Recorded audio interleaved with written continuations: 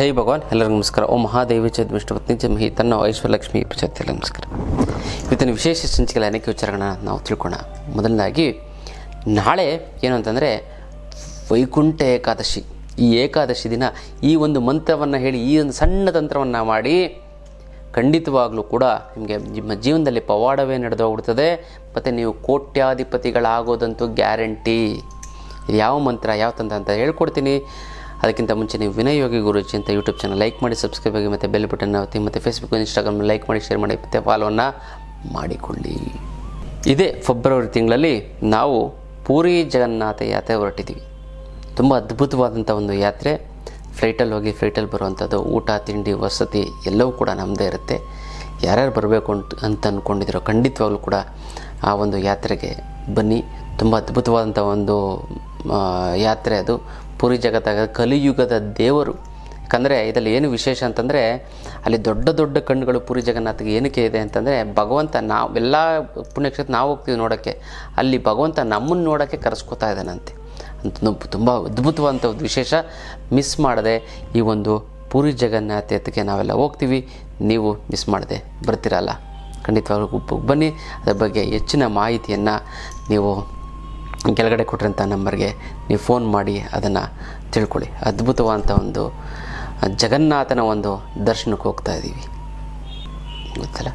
ಹಾಗಾಗಿ ಏನು ಮಾಡಬೇಕು ಅಂತ ನಾವು ನೋಡೋದಾಯಿತು ಅಂತಂದರೆ, ವಿಶೇಷವಾಗಿ ನಾಳೆ ವೈಕುಂಠ ಏಕಾದಶಿ ಇರೋದ್ರಿಂದ ನೀವು ಜಗದೊಡೆಯನಾದಂತಹ ಸಾಕ್ಷಾತ್ ವಿಷ್ಣುವನ್ನು ನಾಮಸ್ಮರಣೆಯನ್ನು ಮಾಡಿಕೊಂಡು ಈ ಒಂದು ಮಂತ್ರವನ್ನು ಹೇಳಿ. ಇದಕ್ಕೆ ಬೇಕಾಗಿರೋಂಥ ವಸ್ತು ಯಾವುದು ಅಂತಂದರೆ, ಒಂದೇ ಒಂದು ಎಲೆ. ಯಾವ ಎಲೆ?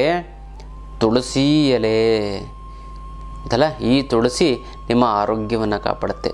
ಪ್ರತಿನಿತ್ಯ 4 ತುಳಸಿ ಎಲೆಯನ್ನು ನೀವು ಸೇವನೆ ಮಾಡೋದ್ರಿಂದ ನಿಮಗೇನಾಗುತ್ತೆ, ನಿಮ್ದು ಯಾವುದೇ ರೀತಿಯಂಥ ಕಫ, ಕೆಮ್ಮು, ನೆಗಡಿ, ಜ್ವರ ಇದು ಆಂಟಿಬಯೋಟಿಕ್ ಥರ ವರ್ಕ್ ಮಾಡುತ್ತೆ, ಗೊತ್ತಲ್ಲ. ಯಾವುದೇ ರೀತಿ ನಿಮ್ಮ ಬ್ಯಾನರ್ಗೆಲ್ಲ ಹುಷಾರು, ನಿಮಗೂ ಹುಷಾರು ತಪ್ಪಲ್ಲ. ಯಾಕಂದರೆ ನೀವು ತುಳಸಿ ಎಲೆ ತಿನ್ನೋದ್ರಿಂದ. ಬೇವಿನೆಲೆ ಇನ್ನೂ ಪವರ್ಫುಲ್ಲು. ಹಾಗಾಗಿ ಇದಕ್ಕೆ ದೇವರ ಒಂದು ಸ್ಥಾನಮಾನ ಕೊಟ್ಟಿದ್ದೀವಿ ನಾವು. ಆ ಒಂದು ತುಳಸಿ ಎಲೆಯನ್ನು ನಾವು ಕೈ ಮೇಲೆ ಇಟ್ಕೊಂಡು ವೈಕುಂಠ ಏಕಾದಶಿ ದಿನ ಗೊತ್ತಲ್ಲ, ನೀವು ಅದರ ಮೇಲೆ ಸಂಕಲ್ಪ ಮುದ್ರೆನ ಇಡಿ. ಹಿಂಗೆ ಪಕ್ಕದಲ್ಲಿ ಒಂದು ಬಟ್ಟಲಲ್ಲಿ ಜೇನುತುಪ್ಪ ತೆಗೆದುಕೊಂಡು ಪಕ್ಕದಲ್ಲಿ ಇಟ್ಕೊಂಡಿರಿ. ನೀವೇನು ಮಾಡಿ ಸಂಕಲ್ಪವನ್ನು ಮಾಡಬೇಕು ಮತ್ತು ಮಂತ್ರವನ್ನು ಹೇಳಬೇಕು. ಯಾವೊಂದು ಮಂತ್ರ? ಈ ಒಂದು ಮಂತ್ರವನ್ನು ಹೇಳಿ 3 ಸಾರಿ ಹೇಳ್ತೀನಿ, ಬರ್ಕೊಳ್ಳಿ, ನಿಧಾನಕ್ಕೆ ಹೇಳ್ತೀನಿ.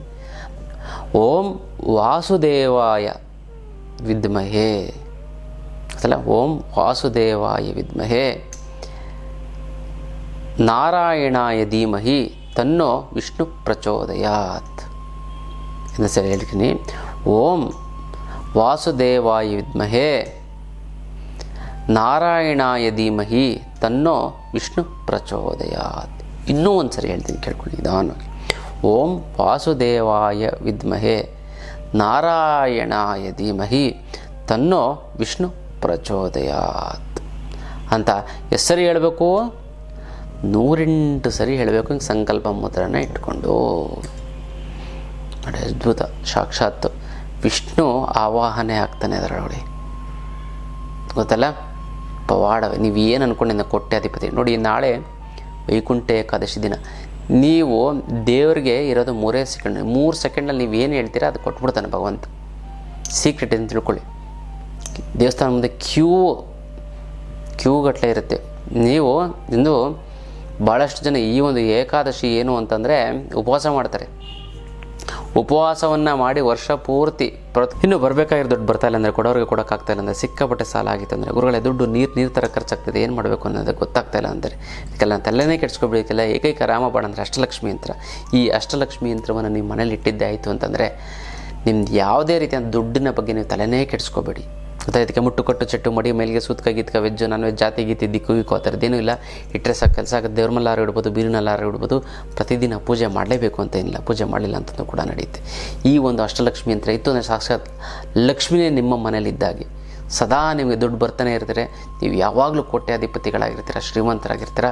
ನಿಮ್ಮ ಹಣಕಾಸಿನ ಸಮಸ್ಯೆಗೆ ಮರೆತು ಬಿಡಿ ಅಂತ ಒಂದು ಅದ್ಭುತ ಒಂದು ಪವಾಡವೇ ನಮ್ಮ ಈ ಒಂದು ಅಷ್ಟಲಕ್ಷ್ಮಿ ಯಂತ್ರ, ಅದಲ್ಲ, ಇದನ್ನು ಖುದ್ದು ನೇರವಾಗಿ ಬಂದು ನಮ್ಮ ಭೇಟಿಯಾಗಿ ತೆಗೆದುಕೊಂಡು ಇದಕ್ಕೆ ಏನು ಅಂತಂದರೆ ಸಂಕಲ್ಪ ಮಾಡ್ಕೊಳ್ಳಿ, 10 ಬಾರಿ ಸಂಕಲ್ಪ ಮಾಡ್ಕೊಳ್ಳಿ, 11ನೇ ಬಾರಿಗೆ ನಿಮ್ಮ ಮನೇಲಿ ಆ ಒಂದು ಅಷ್ಟಲಕ್ಷ್ಮಿ ಅಂತ ಇರುತ್ತೆ ಅದಲ್ಲ. ಇದೇ ಒಂದು ಅಷ್ಟಲಕ್ಷ್ಮಿ ಅಂತ ಆದ ಒಂದು ಪವಾಡದ ವಿಚಾರ. ಕೆಲವೊಂದರ ಜನ ಉಪವಾಸವನ್ನು ಪ್ರಾರಂಭ ಮಾಡ್ತಾರೆ, ಕೆಲವೊಂದರ ಉಪವಾಸವನ್ನು ಕೊನೆಗೊಳಿಸ್ತಾರೆ. ಇದನ್ನು ವ್ರತ ಅಂದರೆ ಏಕಾದಶಿ ದಿನ ಅವರು ಊಟವನ್ನು ಮಾಡಲ್ಲ, ಕೆಲವೊಂದೊತ್ತು ಉಪವಾಸ, 2 ಹೊತ್ತು ಉಪವಾಸ, ಕೆಲವು ಇಡೀ ದಿನ, ಕೆಲವು ನಿರ್ಜಲ ಉಪವಾಸ ಅಂತ ಹೇಳ್ತಾರೆ. ಅಂದರೆ ಒಂದು ತೊಟ್ಟು ನೀರನ್ನು ಕೂಡ ತುಂಬ ಒಳ್ಳೆಯದು. ನಿರ್ಜಲ ಉಪವಾಸವನ್ನು ಮಾಡ್ತು ಅಂತಂದರೆ ದೇಹ 24 ಅವರ್ಸ್ ವರ್ಕ್ ಮಾಡ್ತಾ ಇರ್ತದೆ. ನೀವು ಮಲಗಿದ್ರೂ ಕೂಡ ಹೊಟ್ಟೆಲಿ ಜೀರ್ಣ ಮಾಡೋದೆಲ್ಲ ಮಾಡ್ತಾ ಇರ್ತದೆ ಪಾಪ. ಅದಕ್ಕೆ ನೀವು ರೆಸ್ಟ್ ಕೊಡ್ತು ಅಂತಂದರೆ ಒಂದ್ಸರಿ ಹೊಟ್ಟೆ ಹಸುವಂಗೆ ಆಗುತ್ತೆ. ಈ ಪ್ರತಿನಿತ್ಯ ಕೆಲಸ ಮಾಡೋದಕ್ಕೆ ಒಂದು ದಿನ ರಜೆ ಕೊಟ್ಟರೇನಾಗುತ್ತೆ, ಕೆಲಸ ಮಾಡಬೇಕು ಅನಿಸುತ್ತೆ.